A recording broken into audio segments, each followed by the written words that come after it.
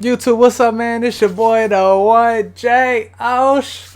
Welcome back to the show. Hey, look, coming at y'all, tornado fiends. We got another tornado. Look, the 1991 Andover tornado, the EF5 tornado that stunned America. Andover, 1991. This junk happened before I was born. Good Lord. Hey, man, let's get into it.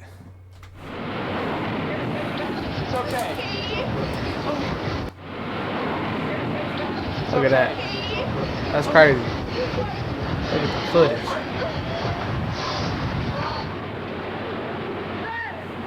Ugh. Look at the footage. We're so spoiled now. 22 confirmed casualties and injuries too numerous to mention. There may be as many as 1,500 people homeless. The mayor estimates that 500 houses have been pretty much leveled here in Andover this evening. 1,500 homeless. April 26th, 1991. 22 casualties? After a long day of filming a golf training video at the Teradyne Country Club in Andover, Kansas, Duke Evans hopped into one of the showers at the establishment. Okay. Minutes later, he heard a woman shouting, "There's a huge tornado coming down here. Jump into your clothes and get downstairs." Outside, everyone, including Duke's girlfriend, was watching the sky turn darker and blacker by the second. The secretary did they all just sit there? Down there burst into the shower room and says, "There's a big tornado coming in here. We've got them all downstairs." And I says, "Where's the tornado?" And she said, "Pawnee." I grabbed my Canon L1. That's pretty good Evans footage had for, a I guess, choice. Tom. Hide in safety like everybody else, or take the riskier option, to film this historic and powerful tornado up close. Having some background in meteorology, he chose the latter. He grabbed the same camera they'd used earlier for the golf training video and started rolling. Wow. What he captured became one of the most iconic clips of the Andover, Kansas tornado. That footage is still used today by weather enthusiasts and meteorologists alike to study tornado behavior. At this moment, the locals, whether they were hiding in safety or frozen in place watching the twister in fear, could hear the tornado roaring and feel the pressure in their chests. I saw the tornado outside this window, and the image I don't think will ever escape my mind. She was 10. It was so black. I just remember it was just so black. It wasn't something that we saw on TV or in the movies. My dad's always been a weather bug, and so he said to me, was 16. "There's bad weather Good coming." Lord. And I said, "It's not like a tornado is going to hit Andover, Dad." My little 16-year-old brain just could not comprehend the amount of devastation that I was seeing. It was terrifying for everyone. We've been looking at debris for probably 10 miles, and we've seen people under every bridge, but there hadn't been a place to stop. But Duke Evans kept recording. Well, when I came out, it was over in this direction on the other side of 159th Street. He knew, at least for the moment, it was relatively safe, as the tornado was tracking east, Don't tell me that away junk from comes his right position. But unfortunately, many others weren't as fortunate or unscathed. On April 26, 1991, when an F5 tornado tore through Andover and the surrounding areas, 17 people lost their lives. Over 200 I'm guessing they're were showing injured, the people that passed and countless away? others were left Why was shaken, it blurry like changed that? forever by a force of nature that gave no warning, spared no mercy, and left no room for hesitation. We got to the scene, and there was a vehicle way off to the ditch on the right side, and one of the people in the vehicle was laying in the center of the ditch on the turnpike. The other person was laying way over by the vehicle.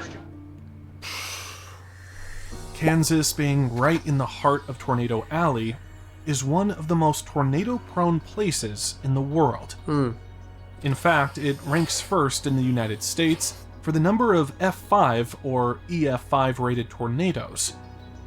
Wow. That's a scary title you don't exactly want your hometown to have. But you could say that people simply learned how to live alongside these forces of nature. Yeah. You could walk up to a random person in Kansas, ask them where they go when there's a tornado, and they'll likely have an exact plan. Down to the route. I mean, it's also down such a to the rare basement. phenomenon to have EF5. Even kids know where to go in case a twister comes near their home. Of course, meteorologists in the area aren't slacking when it comes to severe weather either. The National Weather Service is always on the lookout for any signs of storms lining up over Kansas or the wider Tornado Alley, especially during the peak tornado months for this region, which includes the month of April. So, when the signs of something big brewing for April 26, 1991 started showing up little by little, the experts built the full picture bit by bit. So, no aspect of this day's chaos came as a surprise. It is moving northeast and will move into the city of Wichita shortly. Other thunderstorms with possible hail are just northwest of Wichita. Very early, it was obvious that this day, April 26th, wasn't going to be just another stormy day for the year. On paper, it was shaping up to be the kind of day where the question isn't whether tornadoes will touch down, but how strong they'll be. Ooh, yeah. The setup was that favorable. So they knew tornadoes It was were the touch. textbook for a tornado outbreak. For days leading up to April 26, 1991, a strong upper-level trough had been digging in over the western U.S. It started out near the Gulf of Alaska, but shifted and tilted southeast by that Friday morning. Meteorologists called this a negative tilt, because it forces air to rise, and rising air builds storms. Winds way up, around 18,000 feet, were roaring over 125 miles per hour. For context, anything over 70 at that level is already strong. And at the surface, a low-pressure system had parked itself over southwest Nebraska, pulling in warm, humid air from the Gulf. Dew points climbed into the 60s across Kansas and Oklahoma. Plenty of fuel for big storms. Connected to that low was a dry line, a sharp boundary between dry western air and moist Gulf air. Right. Dry lines are notorious for triggering severe weather. Early in the day, it surged east, then stalled. That pause that allowed sucks. even more instability to build. Yeah. Meanwhile, mid-level winds around 5,000 feet were blowing at 50 miles per hour, boosting moisture and increasing wind shear. That's when winds change speed and direction, with height perfect for making storms spin. The atmosphere that day was downright explosive. The lifted index, which measures instability, ranged from -7 to -12. For context, anything below -6 is already considered very unstable. Storm relative helicity, a measure of spin, was nearly double what's typically needed to produce tornadoes. Wow. There was even a leftover boundary from earlier storms stretched across south-central Kansas, adding more fuel and creating a perfect setup. The atmosphere was fully primed, and when it erupted, it did so in not-so-subtle fashion. It didn't produce just a single supercell. Multiple supercells were firing across the plains, from Texas to Iowa, on April 26, 1991. It was just a lot of tornadoes in general. Tornadoes were popping off all over the place. In fact, 55 tornadoes touched down that day. I'm sorry, what? While the Andover tornado gets most of the spotlight, it wasn't alone. There was also the Red Rock tornado down in Oklahoma. An F4 monster known for its huge size and violent satellite vortices, to name another. Just makes you think It was about a full-on 2011. outbreak. But of course, Andover was right in the middle of it. Devastating situation. Again, tornadoes all across Oklahoma, Kansas, Nebraska, Iowa, and even into Missouri. 54 tornadoes. As early as the day before, Crazy. April 25th, severe weather outlooks were being issued nonstop by the NSSFC, which is now called the Storm Prediction Center. One of them mentioned, there is a risk of severe thunderstorms to the right of a line from Glasgow, Junction, Gage, Broken Bow, Aberdeen, Redwood Falls, Ottumwa, Columbia, Columbus, Albany, Apalachicola. By the morning of April 26th, that warning risk had escalated into something more serious. Outbreak of tornadoes and severe thunderstorms expected today into tonight over much of the central United States. If the 1990 Plainfield, Illinois tornado was infamous for the lack of warning, which resulted in meteorologists being criticized for not issuing alerts in time, then the Andover, Kansas tornado in 1991 was the complete opposite. They made sure to give everybody warning. This time, everyone who was in the loop on tornado safety was on their toes. Spotter networks across Kansas, with over 100 trained volunteers, were activated and on the move. We're assuming, massive destruction, casualties, so we need volunteers of virtually any type that you might think of. Do you have any experience with disaster response? There'll be several organizations that'll be around that will have water for you. We have a connection with a satellite, and what we're doing now is providing IP phone service for the workers inside. They played a critical role in making sure tornado warnings were issued quickly and accurately. An amateur radio base station was staffed with volunteers feeding real-time updates from storm spotters directly to forecasters. The radio knows right away what to pick up and then what transmitters to play that particular warning or message out. County emergency managers were in sync, passing information back and forth, making sure no community was caught off guard. The public got the message too, fast and loud. Sirens blared. Some officials drove around neighborhoods with loudspeakers, warning people directly. Local TV and radio jumped in early, urging people to get to safety now. And it's just been indicated around Sedgwick County another tornado warning. There go the sirens again. We will seek immediate shelter here as well. And it worked. At least for many. Most people knew exactly where to go, and they didn't hesitate. But even with all that, all the coordination, all the warnings, all the planning, no amount of preparation Going could fully under, shield Andover from what was coming.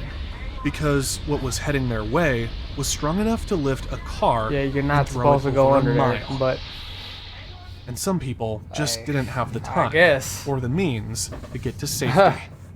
4:36 p.m. The first severe thunderstorm warning was issued for Harper County in south central Kansas on the supercell that would later produce the Andover tornado.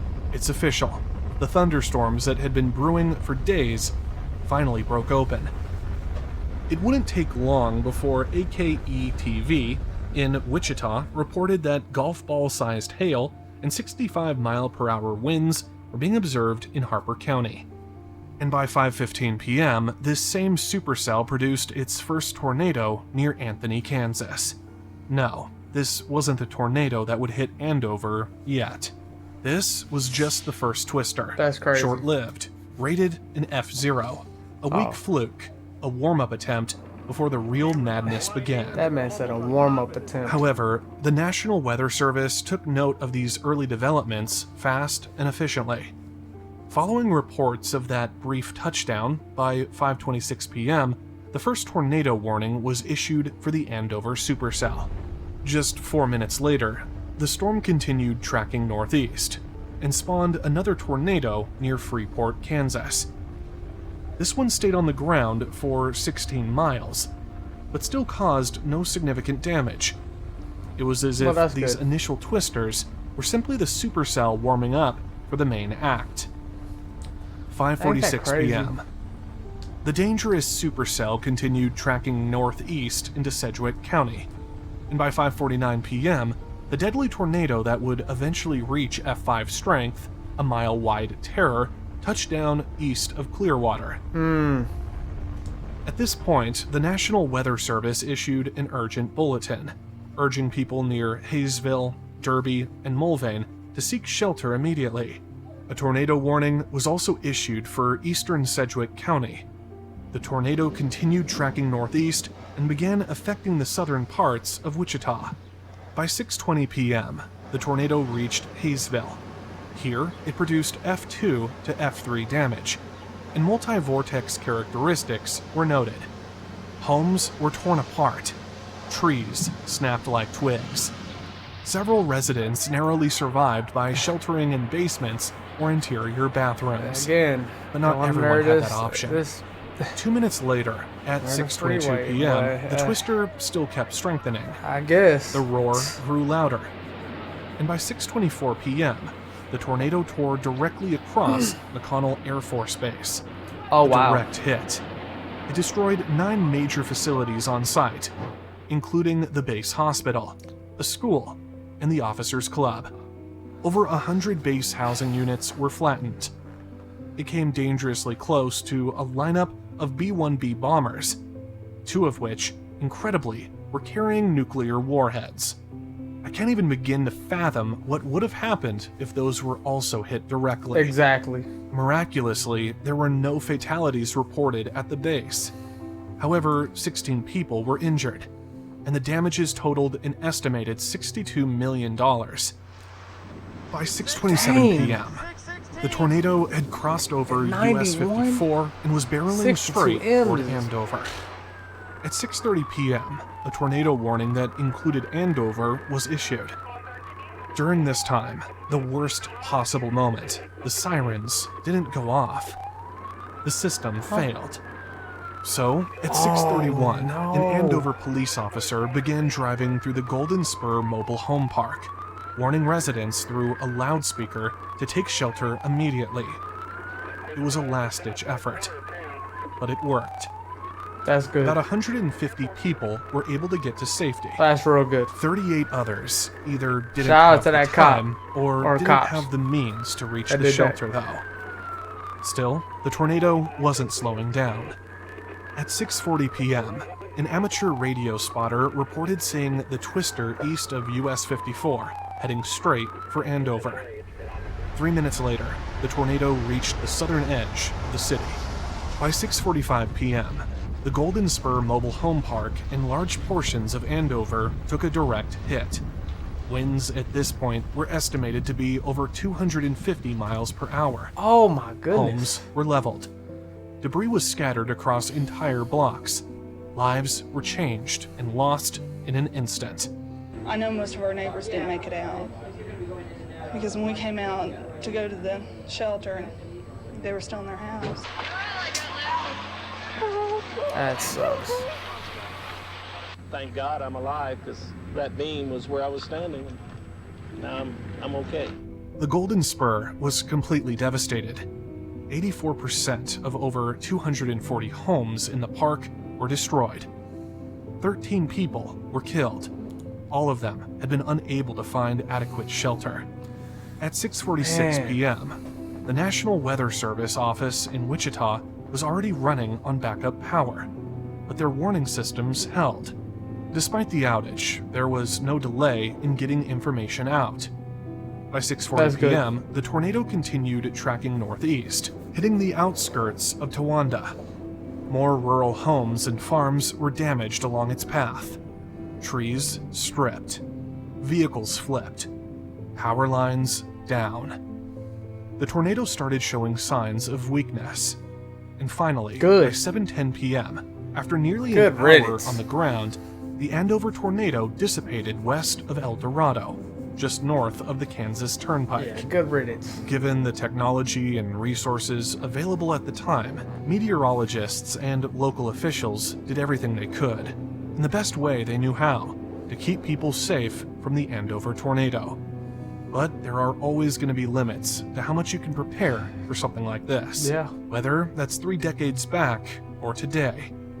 Some people in Andover, Kansas knew the tornado was heading straight for them and still had nowhere to go. Man. Others never received a warning at all. It's a powerful reminder that nature can't be underestimated, and we should never get too comfortable thinking we're safe enough to outrun or outsmart storms like this.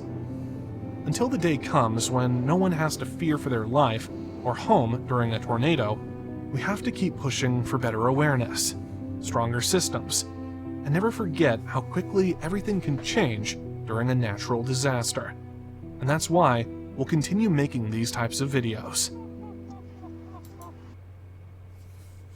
Hey man, great video. Y'all know I'm gonna put the link in of the original video if y'all want to watch this on your own time. Y'all know I'm putting it in the description anyways. On the grind to 1,000 subscribers. Man, didn't even know about this tornado actually. Like, it's kind of crazy. I didn't like really get recommendations of it, and I just stumbled upon the video. So hey, good for y'all, I guess. But yeah, good video. Again, on the grind to 1,000 subscribers. Appreciate everybody rocking with your boy. Like, share, comment, subscribe to your boy. But yeah, man, good video. It's crazy how far technology has come, like our warning systems and stuff like that, and the fact that they learned from their mistake for the 1990 Plainfield tornado that they was talking about to this one where they was like not over prepared, but you know, they was just really on it to the point where they had like, but sadly, like, you still have malfunctions because the siren one going on. You had a cop had to go through the trailer park. Hey, get to safety. That's kind of crazy, but at least it saved people. It saved lives. But you got some people, like I said, they had nowhere to go. Your boy is driving. If I get that much of a heads up, I'm driving literally to somewhere else. I don't care where. I'm not gonna be sitting. Nah.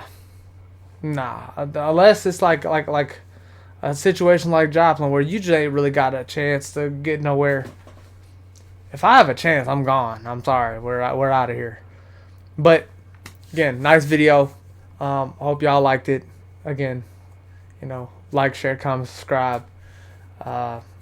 Recommend anything to your boy if you got something. It's your boy J-Osh, and I'm out. Hee!